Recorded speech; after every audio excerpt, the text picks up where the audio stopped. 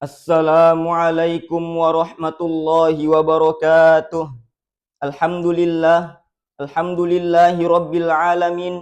Wassalatu wassalamu ala ashrafil anbiya'i wal mursalin wa ala alihi wa ashabihi wa man tabi'ahum bi ihsanin ila yaumiddin. Amma ba'd. Yang saya hormati Dewan Juri, Bapak dan Ibu serta hadirin Sobat Fesyar Maluku Utara dimanapun kalian berada. Kita hidup di zaman yang serba cepat. Hanya dengan satu sentuhan layar, kita dapat membeli barang dari berbagai negara, melakukan transaksi keuangan, bahkan mendapatkan hiburan tanpa batas. Namun, di balik kemudahan tersebut, terdapat tantangan besar bagi umat Islam. Hari ini, banyak orang yang rela menghalalkan segala cara demi mendapatkan keuntungan. Ada yang melakukan penipuan, manipulasi, korupsi hingga praktik riba yang dilarang oleh Allah dan Rasul-Nya.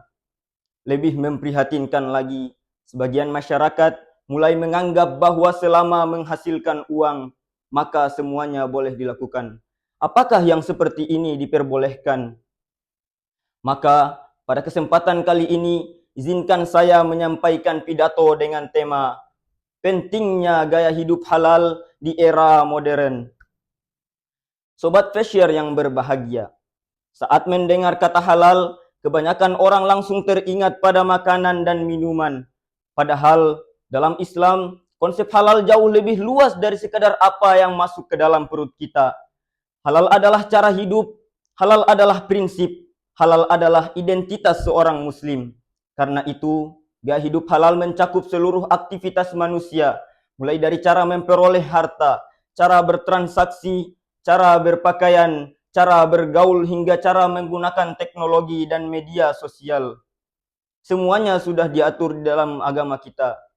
Allah Subhanahu wa taala berfirman dalam Al-Qur'an surat Al-Baqarah ayat 168. A'udzu billahi minasyaitonir rajim. Bismillahirrahmanirrahim. Ya ayyuhan nas, kulu mimma fil ardi halalan thayyiba wa la tattabi'u khutuwatis syaitan. Wahai manusia, makanlah dari apa yang ada di bumi, yang halal lagi baik, dan janganlah kamu mengikuti langkah-langkah setan. Ayat ini menunjukkan bahwa Allah tidak hanya memerintahkan kita untuk mencari yang baik, tetapi juga yang halal. Dan juga Rasulullah sallallahu alaihi wasallam bersabda, "Innallaha thayyibun la yaqbalu illa thayyiban." Sesungguhnya Allah itu maha baik dan tidak menerima kecuali yang baik. Hadis riwayat Muslim. Artinya, keberhasilan dalam pandangan Islam bukan hanya tentang banyaknya harta yang dimiliki, tapi juga bagaimana cara mendapatkannya. Hadirin yang berbahagia, saat ini dunia sedang menghadapi berbagai tekanan ekonomi.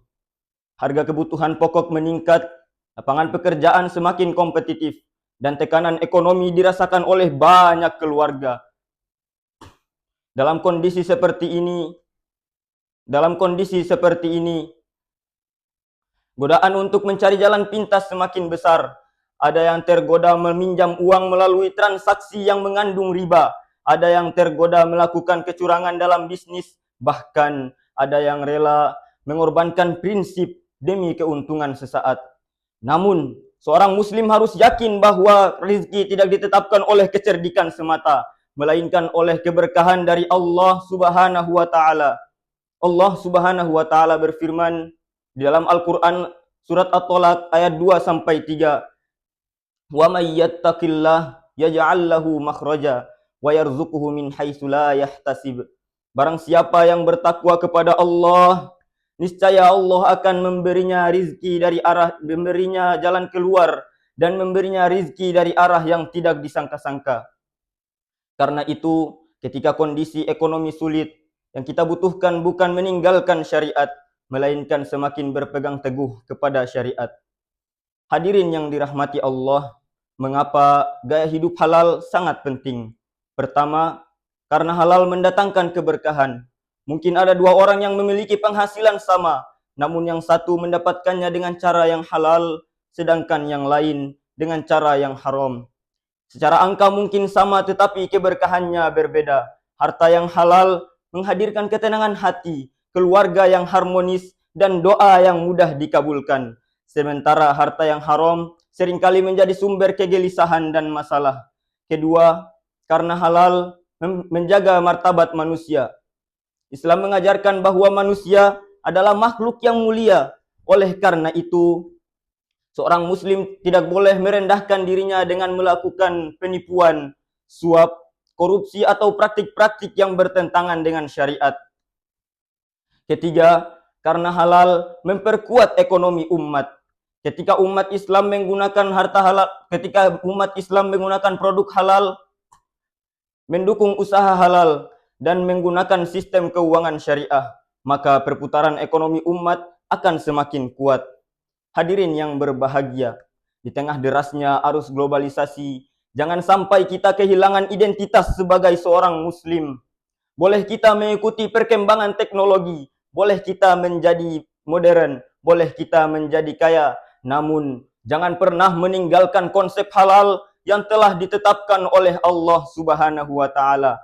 Sebab kemajuan tanpa nilai akan melahirkan kerusakan, kekayaan tanpa keberkahan akan melahirkan kegelisahan, dan kehidupan tanpa syariat akan menjauhkan manusia dari kebahagiaan sejati.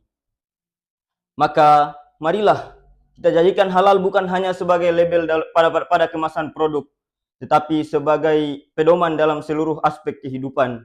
Mulai dari makanan yang kita konsumsi, pakaian yang kita kenakan, harta yang kita cari, hingga jejak digital yang kita tinggalkan.